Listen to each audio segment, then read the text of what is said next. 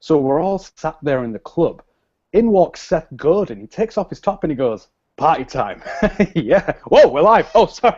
Hey, sports fans. Haroon, Rashid, Khemeia Consulting, and welcome to Haroon's Hangout, the internationally featured show on marketing innovation, and we're making digital marketing simple, straightforward, and fun. As always, we are presented by the Khemeia Network and Khemeia Consulting. Today, social media hippies and the reason why you're not making sales. And today I am joined by the head of Khemeia Consulting himself, Mr. Ian Sharp. Morning, Ian. Sorry, Haroon. Just need to tweak my breakfast. I'm hoping to make some sales by doing that. Do you think that will work? Yeah, build relationships and tweet your breakfast by all means. You're going to be a millionaire by the end of the show, I'm sure.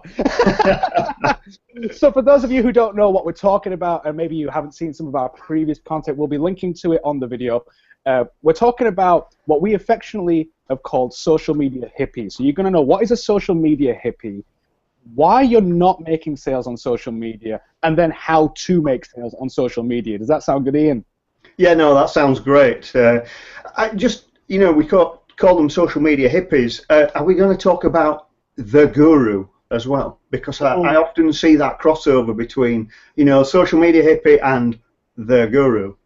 Well, yeah, that's a really good point, and I think we probably will go into that. Although, when I've been invited to go speak places, they have put on my bio, Haroon is a social media guru, so I don't know. That's what other people have called me. It's not a self-professed title or anything like that. Oh, man. The show's going down the tubes. I'm sorry. Well, can we just talk about your contract again? If you become a guru, I'm not sure. So come on, let's crack on. Sorry, enough joviality. Absolutely. So social media hippies. So basically, at Khemeia, we find that there are two types of social media consultant, expert, guru, whatever you want to call them. So the first one we've called is a social media hippie. Okay, and we're going to link to some of the in the show notes. There'll be some video content on there where I explain this in more detail.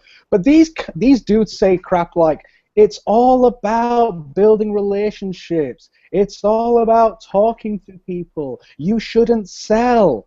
Now, here's the thing.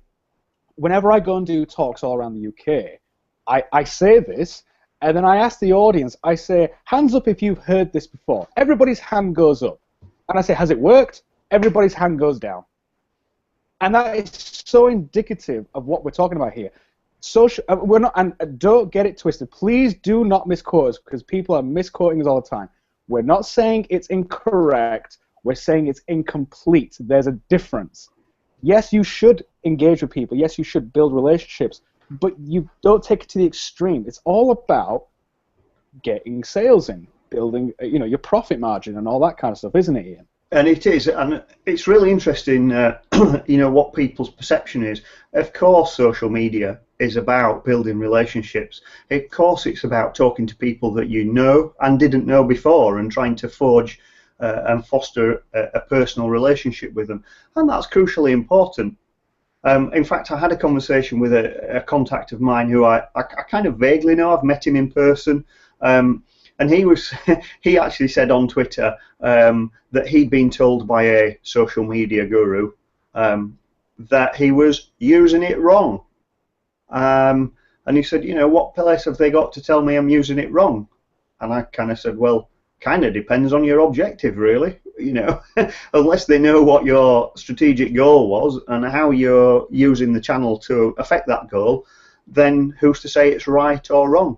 If it's getting the engagement you want out of it and it's creating the leads and relationships you want out of it, meeting your KPIs, then perhaps you're using it right.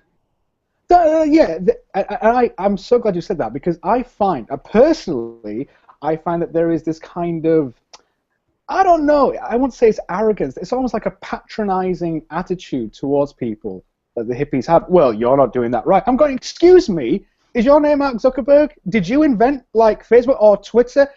How dare you tell me how to use a platform? Like you said, Ian, I'll use it how I want. And here's another thing actually that one guy said to me, a social media hippie that we know said to me, well, social media is not a marketing channel. what? Are you kidding me? Seriously? That's what the guy said to me. Very tuneful from my end there. You froze a little bit and then went da da da da da da da da. So all I caught was a social media hippie that we know. So apologies. Well, he said that social media isn't a marketing channel, and I'm like, whoa. What the hell? Are you serious? Like, and this guy actually said this to me. Well, no, it's just about talking to people. I'm really confused by this, and I'm thinking, help me out here. Am I missing something, Ian? I don't know. I mean, it comes down to personal definition, doesn't it? And I think, yeah, all the social media channels can be used just to chat to friends. They can be used to just forge relationships. But if you're using it for a business reason, if you're actually trying to generate interest, put out good and valuable content, and generate engagement so that you drive leads back to your business, then probably just chatting is not what you should be using it for. But it's okay to just chat on there if that's your objective. Well, totally. And when I do the talks, and it'll be in the show notes as well, I ask all the audience, I say, you're in business, aren't you? They're all like, yeah. And I go, well, what's your objective as a business? And they go, well, to make a profit. And I go, yeah, all right. Does your profit consist of engagement? No. Does it consist of talking to people? I say, I've never paid a bill with a relationship. And I jokingly say, you know, depending on how far you take that, it's probably illegal to do that. So the point is that we don't ring up the mortgage company and go, hey, you know, I haven't got the money to pay you this time, but we had that great chat on Twitter. You know, it doesn't work like that. We pay bills with money. Our profit consists of money. If you're in business, the objective surely is to make a profit, is to make sales. So I think that, like you said, that some people will just use it personally, family, friends, whatever, and that lot. But if you're in business, then surely the aim would be to make a profit, to generate awareness, to make a profit. Well, and that's right, Haroon. And you know, I'm a bit old school. I'm just a bit old, but I'm a bit old school. And don't worry, you're catching up. And as I started using social media, I kind of thought about what the channels were, what they meant, and I've joined them, you know, slowly. Some I've not joined at all. So Facebook, yeah, we've got a company Facebook page, but actually we find it drives little engagement for us, not of business type use, but we put fun stuff on there. Yeah. And Facebook, personally, I use for friends and family. I don't connect to everybody because that's not what I feel that channel's for, but that's my own interpretation of it. That doesn't mean that another business can't generate great sales through Facebook. That just means that's my personal choice, but I've got a clear picture in my mind of what that channel's for. LinkedIn and Twitter I use entirely differently because LinkedIn is my professional network and I only tend to link to people I've done business with. Okay? Again, my interpretation. So what am I trying to achieve by that? I'm trying to keep track on people I've got a personal relationship but know through business, so my business network, if you like. And Twitter I'm using to forge relationships with other people and drive leads and potential sales. Hope that makes sense. And it does, yeah. And you know, this reminds me of a story actually, and I'm full of stories, you know that. So I was with this person who said, okay, Haroon, I'm using social media. I've spoken to X person who happened to be a social media hippie. And they said, I've spoken to this person, I'm doing what they've said, I'm talking, I'm engaging, I'm building relationships, I'm not making any sales. And I said, no, beep, Sherlock. Of course you're not going to be making any sales. And here's the point. I've generated lots of leads through relationships. Now here's the key. This is the thing that the hippies are missing. I remember I got invited to go speak somewhere. I got a sizable lead worth tens of thousands of pounds from somebody who I only talked to about basketball. The reason why he recommended me for those things was because I had content that was being put on social media. Yeah. Although he might not have seen my content or read it or watched the shows or whatever, he knew, okay, I have a great relationship with Haroon. We have a good banter about the Knicks and the Celtics and all that kind of stuff. But he's aware, though, that there's content, there's social media related, digital marketing related stuff going out. So now he trusts me, he likes me, he's more likely going to recommend me. But this is the thing, the hippies do not talk about content. They miss that part out entirely. They're on the other extreme. They talk too much about engagement, but there's no content there to back it up, really. Well, and that's a really important point, because if you look to people that have built really successful businesses and had exits, online businesses typically, they've created this community, and community is one of the words that a lot of people talk about now. Generate a community. And how do they do that? They give information away, they write interesting blogs that engage people, they talk on social media, so not just to chat, but to talk about events, promote speaking engagements, their blog content, link to other people that have got similar interests, and create this community of people who are interested. And it's a proven methodology that doing that absolutely drives engagement with your website, absolutely drives engagement with your content. You can use, so John Hayden's a great example. He's been on Haroon's Hangout 3 times now. Yeah, 3 times. Yeah. You know, and John does some great stuff, and if you look at his content, he'll say, well, I use one channel to test content to write about for another channel. So yeah, I think he's got on Facebook, doesn't he? Yeah. He does, yeah. And that's a great thing to do, because you're using that community to test and find out what they like, and then to write stuff that meets that need. And I think a lot of marketing has really changed. Online marketing has really changed. We've gone from the very traditional print media, PR, you know, limited reach, high cost, to more being able to do exactly what we're doing now and acting like a broadcaster, and really just having a show where you're talking about issues, getting your points across, and actually being able to engage a much wider audience. Absolutely.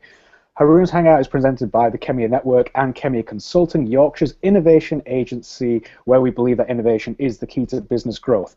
Just going on that point as well, Ian, a lot of these hippies, I love saying that. I can't believe I'm saying these words. A lot of the social media hippies love Chris Brogan. If you don't know who Chris Brogan is, we'll put him in the show notes. Now, here's the thing that really grinds my gears. I almost swore then. Brogan is great. I really like Chris Brogan. John Hayden, who we've just mentioned as well, really loves Chris Brogan and everything like that. And Chris Brogan has done something where he's talking about, you know, how to be a trust agent, building that community, and all that kind of good stuff. Here's the thing, though. The hippies don't get. Chris Brogan creates content. He has got content. He doesn't overtly sell. And this is the key thing now. The hippies are afraid. They say, well, you shouldn't sell online. Yeah, there's a way to sell without selling. It's subtly selling. So, I mean, like, if you just demonstrate your knowledge, if you give a load of free content away, how to do this, how to do that, how to avoid this, or 3 ways to do this and all that, you will build up trust that way, and people will more likely, you know, come to you, you know, if they want to, you know, use your product or your service or whatever, or even recommend you to go speak somewhere or whatever. So that's the thing. I mean, the hippies go, oh, Chris Brogan, yeah, this is great. But Chris is, you saw Chris because he had content. Go ahead. So you used a dirty word there. You used the sales word. Okay. And that scares a lot of people. No, it really does. And it gets, you know, sometimes people will sneer, because if you say, I'm in sales, they go, oh yeah, okay, because it's got negative connotations. You know, double glazing salesmen, used car salesmen have those negative connotations because they're doing a job and they've got a specific way of doing it. But actually, we all do sales. You know, when we go out and talk about Khemeia, we're doing sales. Yeah. We're actually when we're just talking about Khemeia, we're doing marketing. But when we're talking to a client about a specific job, we're doing sales. We're trying to close that deal. Okay, yeah. And we wouldn't class ourselves as salespeople. But yet, to make the company work, we have to sell our services, and that's what we do day on day. Every time we go and meet somebody to talk about an opportunity, we sell, and everybody sells. It doesn't matter whether you're talking online and you're enthusing about what you do and trying to generate interest and engagement, or whether you're in front of the client and you're actually trying to close the deal. Absolutely. Let's talk a bit about content as well, because I get asked this a lot. People go, what do you mean by content? And I thought it was obvious, but we can't assume anything really. And we know that some of the audience here, you are beginners when it comes to digital marketing. So when we say content, we're talking about additional stuff apart from the standard pages on your site. So on your website, you've got your home page, your about page, your contact page, services, or whatever. Aside from that, we're talking about blog posts, videos, podcasts, ebooks, images, infographics, etc., etc., etc. So, go ahead, Ian. You've just talked about styles of content, I think, rather than maybe actual content. So when people who haven't got a marketing background but need to market their company talk, they'll often talk about newsletters, and they'll often talk about, they might talk about blog posts, and they're kind of starting to understand a little bit there. But a lot of people, and we're all guilty of this because we see it in mainstream media day on day on day, think in a very advertising kind of way. So we kind of think about, what's the USP, what's the brand message, what's the offer that we're giving. And actually, when we talk about content, we're really not talking about that kind of hard-edge PR style marketing. Absolutely, yeah, and that's what I was going to say. People are probably tired of me bagging on about this. About content has to solve a problem or a need, but it has to. And for yourself, then, what do you think have been the best kind of bits of content that you've seen or that we've managed to do and all that kind of stuff? What are the key things about that content? What makes it really engaging and it actually leads to a lead or a sale? Some of the best pieces of content are ones where we're commenting on.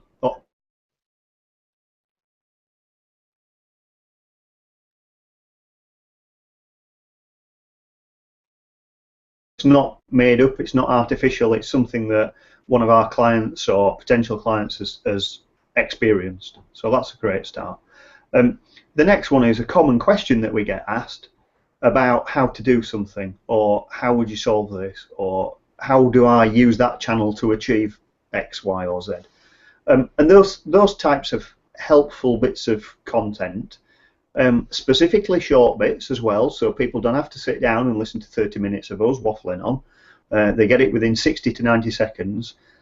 Those types of little snippets of content where there's very high value, quick fix type things, engage, generate interest, and typically generate more engagement, I think.